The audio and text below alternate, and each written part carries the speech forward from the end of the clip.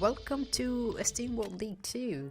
And there is no secret that this is the second installment to the franchise. And to put it in simple words, Steamworld League 2 is a platform mining adventure, and I would say that it follows down into the Metroidvania genre. So if you haven't played the first game and you want to jump into this game, there is no problem at all, because there is no tangible story to follow. And as you start Steamworld League 2, you get a poster where it says that Rusty is missing. And Rusty is none other than the character from the first game. And yeah, you kind of get this hint that you might have to find him. So in between that, you have to follow a story. But what I find interesting is that regardless that you have to follow a story, you get pretty much the liberty of doing what you want, or that exploring as much as you want with the environments you are presented to. I don't play Steamworld League because of the story, and I don't think it's actually a strong point. I see the story mainly as a bonus, because the story is not what keeps players captivated, not really what makes the game addictive. And I think the most interesting aspects of this game are actually the gameplay and the mechanics that it has to offer. Of course, you will have to follow the main story, and every time you reach a point in the story, you will unlock new biomes, you will unlock new characteristics that will allow your character to do things that maybe before were not possible. And that is also when it comes in the backtracking, and that is gonna extend your gameplay, because sadly it's not a really long game. If you're not doing a speed run, I will say that it will take you between 2 to 4 hours, give or take, to finish the game. And well, leaving aside if you don't really want to complete the game 100%, because if you want to do that, then of course you will add extra gameplay to your experience. So from the very beginning, you have to mine and mine and mine, but it's gonna be pretty much up to you how you choose to discover it. Because for instance, I'm getting a new skill, but it could have been the case maybe I would have taken a different path, and then I would have discovered something entirely different. So at the end, it's just that not every player is gonna discover things at the same time or in the same order. And Steamworld League 2 is a favorite. It's one of those games that I will go back to more often than not, and to be honest, I don't really get bored. I really like to get the 100% completion of the game, get all my collectibles, upgrade all my skills and tools. And if you add to that maybe the possibility of getting achievements of trophies depending on which platform are you playing, that will also add another layer of playability to your game. Now, if you take a look to the first installment, you will see that the improvements are very obvious, and not only from a visual point of view, but from every aspect. I'm quite happy with this game. And going back to what makes it attractive, makes me talk about, if you take a look at the enemies, they are not really deadly creatures or complicated to defeat. Most of the time, if you don't really want to fight them, you can just avoid them. I wouldn't recommend doing that, because, well, the game will teach you that they can also help to improve your gameplay or give you things that you might need. But to be honest, there is no big epic fight. So still, it is still a very enjoyable game, and maybe the most interesting feature will be just the ability of exploring and upgrading your character, and just enjoying the gameplay at your own pace. I'm trying to keep focus on what I'm saying, and also not getting hit by these robots. Okay, now it's done.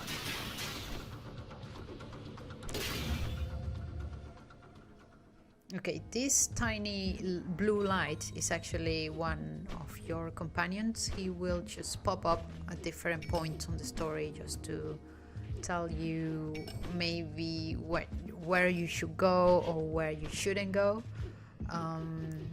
So basically the game has this mechanic where it tells you, or it shows you on the map where you should go. But then again, it's up to you. Of course, at the beginning, you might be a little bit limited. For instance, here, I wasn't able to go up because I don't have the necessary skills to do that. So I would say that this first bit I will consider it being part of the tutorial. Okay, so I'm going to go up because I don't think we can do anything else down here. So I will be going to what's considered the town. And also I will leave out all the dialogue because, to be honest, to find out what you have to do, it's quite easy, and I think the dialogue sometimes could be a little bit unnecessary. But well, so let's go.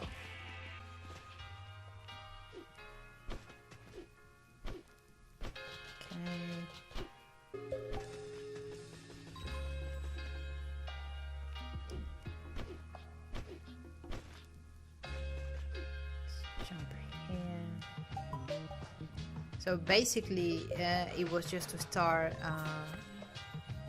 sort of like the first mission, which is we have to go down the mine in order to get it open. Okay, so he asked us to get some, how's that called? Stones? No, I'll call it gold. To get some gold, to get some money. And as we get all these precious stones, there's an enemy. I will collect everything and then after I will check. Let's see.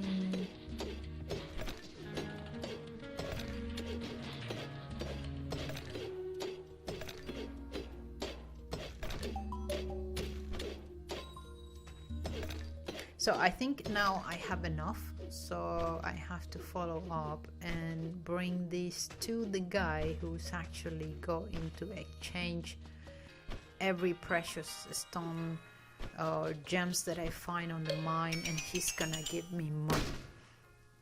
And after that, I think we will be able to actually improve our tools. Let's see, yeah. So I will, well, that's the first thing you have to buy. You have to buy the lantern, and that will allow us to actually start a journey. We have to light this up, and off we go.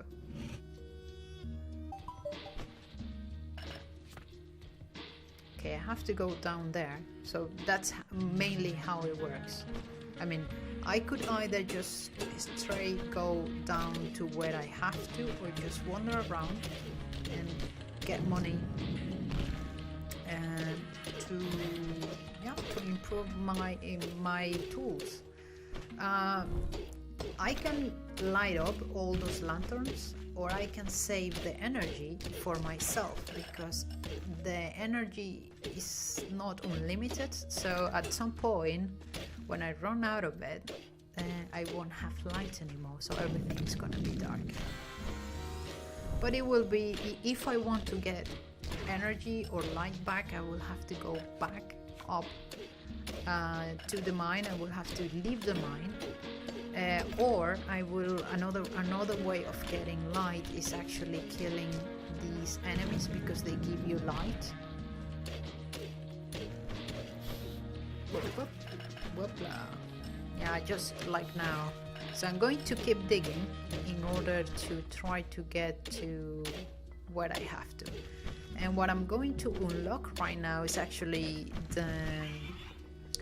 a teleporter, which will be what you're gonna use to move around. You will find them all around the underground, and it's actually the easiest way to go back up without having the hazard to just climbing up and down, and that will just be handy. So as soon as you find one, just unlock it, because that's gonna make everything more easy as you want to move around.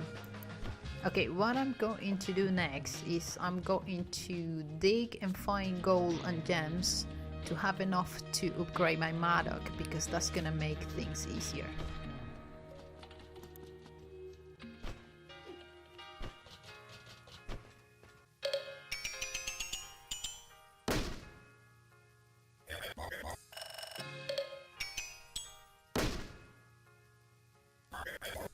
Okay, I have enough now, and I will see if I can upgrade my Madoc and maybe buy this as well, so I will have more storage. That's also quite handy. Okay, now let's go there.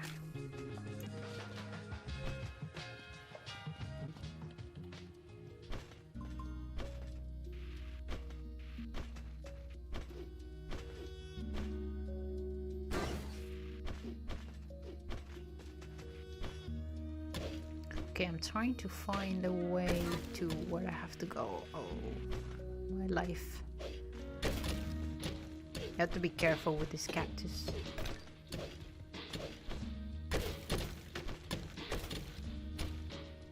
Okay. If you die, you will lose what you have on you. The gold and all those kind of gems.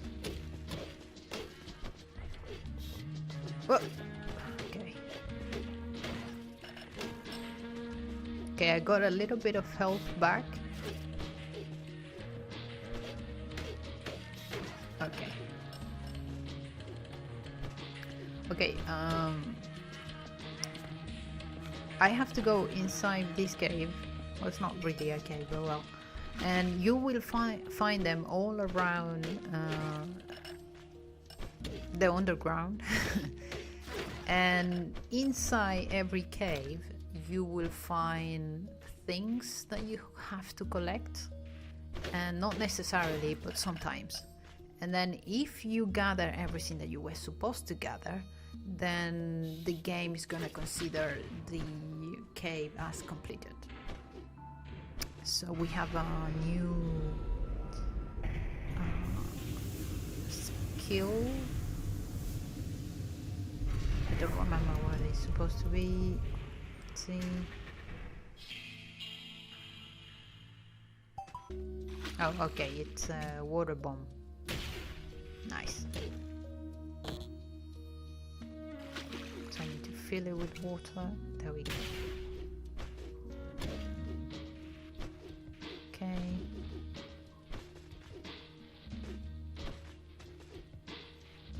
Oh, almost. Just going to go all the way around. Blub, blub, blub. Oh yeah, I forgot. It's too far.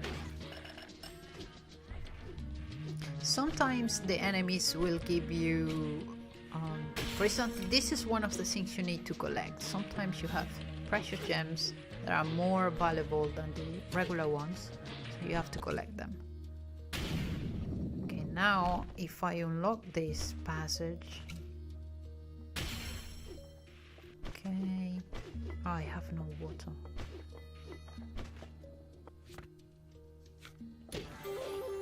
Okay, now I have one of these clogs. Those are quite handy because they will allow you to unlock certain characteristics for your character. Like, I don't know, getting more hearts from enemies, or getting more energy, or many things. Oh, okay. And this is just a collectible, and I think it should be completed. I think I'm done with this. So let's check. Okay, as we go out, you will see that it's marked with a green check. So then you know that at least this cave is done. So I don't have to go back to it. It might happen sometimes because there is something hidden here that I forgot before. And if I open this, I will be able to get the clog.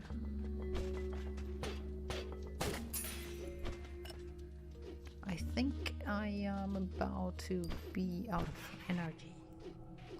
Okay, so I will go out to get energy back, and then I will have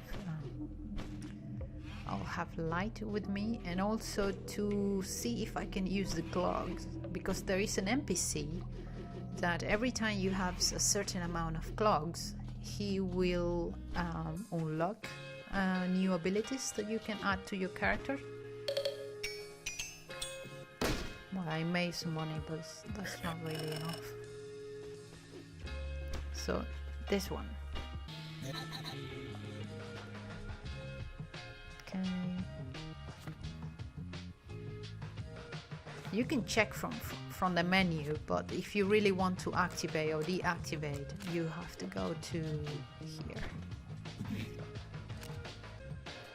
So I'm going to activate this and this. I only have 3. Okay, let's go. Okay, I'm going to use the path I already opened, and then see from which point can I just keep digging.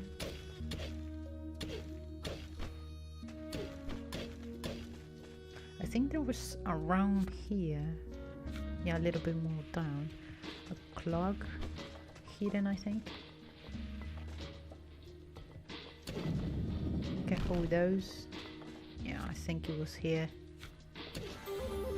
Okay. Let's take this one. And I don't know if you can tell, but I'm able now to mine faster. I think it takes between 1 or 2 hits, depending on if it's like a rock or something. Let's do this. If you destroy the enemies before they pop up, they don't require 3 or 2 hits.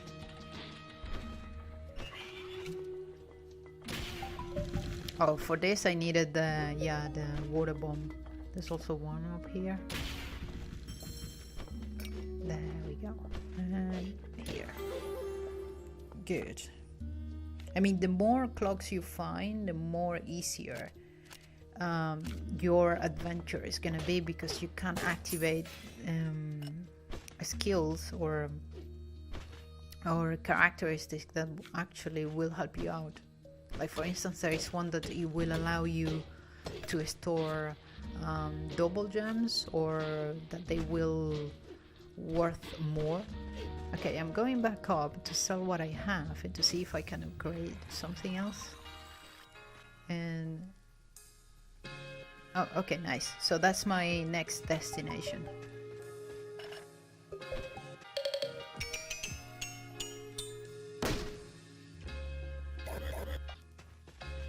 Now let's see what I can upgrade. Well, the lantern, not what I prefer, but that will do. I always try to prioritize on upgrading the Maddock or the backpack.